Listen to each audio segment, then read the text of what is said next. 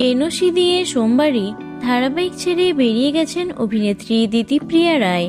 তবে চিরদিনই তুমি যে আমার নিয়ে বিতর্কের রেশ এখনো কাটেনি। ধারাবাহিকে এখন চলছে নতুন নায়িকার খোঁজ। সকলের একটাই দাবি, তাদের পছন্দের ধারাবাহিকটি যেন এভাবে বন্ধ না হয়ে যায়।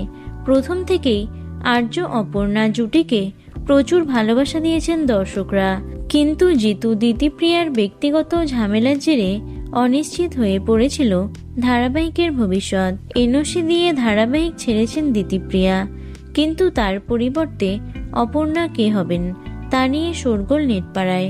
প্রথমে উঠে এসেছিল অভিনেত্রী প্রত্যুষা পালের নাম, পরবর্তীতে উঠে আসছে বড় পর্দার অভিনেত্রী সৃজা দত্তের নাম। অপর্ণা চরিত্রের মাধ্যমে ছোট পর্দায় হাতেখড়ি দেবেন সৃজা।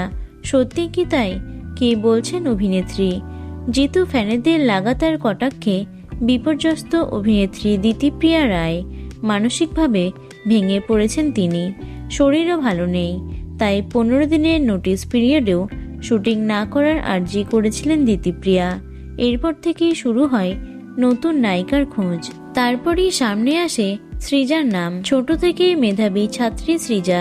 বর্তমানে অভিনয়ের পাশাপাশি ইঞ্জিনিয়ারিং নিয়ে পড়াশোনা করছেন তিনি। এই প্রসঙ্গে সৃজা বলেন, অনেক কাজের কথা চলতেই থাকে, তবে এই মুহূর্তে কোনো ধারাবাহিকে সই করিনি। পরীক্ষা নিয়ে ব্যস্ত তিনি, পড়াশোনাতেই মন দিয়েছেন সৃজা।